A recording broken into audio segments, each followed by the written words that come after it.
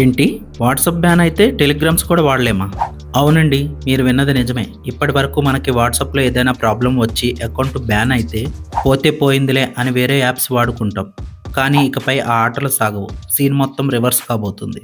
రీసెంట్‌గా వస్తున్న రిపోర్ట్స్ ప్రకారం గవర్నమెంట్ ఒక కొత్త రూల్స్ తీసుకురాబోతుంది. దీని ప్రకారం ఒక యూజర్ ఏదైనా మెసేజింగ్ యాప్‌లో రూల్స్ బ్రేక్ చేసి లేదా ఇల్లీగల్ యాక్టివిటీస్ చేసి బ్యాన్ అయితే వాళ్ళు మిగిలిన సోషల్ మీడియా ప్లాట్ఫామ్ నుంచి కూడా బ్లాక్ అయ్యే ఛాన్స్ ఉంది. అంటే ఒక చోట దొరికితే అన్ని చోట్ల గేట్లు క్లోజ్ అన్నమాట. ఎందుకు ఈ స్ట్రిక్ట్ రూల్స్ అంటే చాలామంది స్కామర్లు ఫేక్ న్యూస్ స్ప్రెడ్ చేసేవాళ్ళు ఒక యాప్లో బ్యాన్ అవ్వగానే వెంటనే ఇంకొక యాప్కి దూకేస్తుంటారు. దీన్ని అరికట్టడానికి డిజిటల్ ఇండియా యాక్ట్ కింద కొత్త గైడ్లైన్స్ వస్తున్నాయి. టెలికాం కంపెనీలు అలాగే ఈ యాప్స్ అన్నీ కలిసి ఒక కామన్ డేటాబేస్ లాంటిది మెయింటెనెన్స్ చేసే ఆలోచనలో ఉన్నాయి.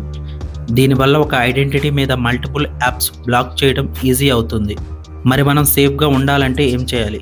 ఫస్ట్, ఫేక్ న్యూస్ అసలు షేర్ చేయకండి. సెకండ్, తెలియని లింక్స్ పంపిస్తూ ఎవరిని ఇబ్బంది పెట్టకండి. థర్డ్, మెయిన్గా యాంటీ సోషల్ కంటెంట్ లేదా ఇల్లీగల్ మ్యాటర్స్కి దూరంగా ఉండండి. ఒక్కసారి మీ నెంబర్ లేదా ఐడి బ్లాక్ లిస్ట్లోకి వెళ్ళిందా, ఇక మీరు ఏ మెసేజింగ్ యాప్ వాడాలన్నా కష్టమే.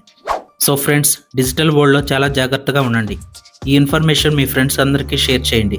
ఎందుకంటే తెలియక ఎవరు ఇబ్బంది పడకూడదు కదా. ఇలాంటి లేటెస్ట్ టెక్ అప్డేట్స్ కోసం మన ఛానల్ని ఇప్పుడే సబ్స్క్రైబ్ చేసుకోండి.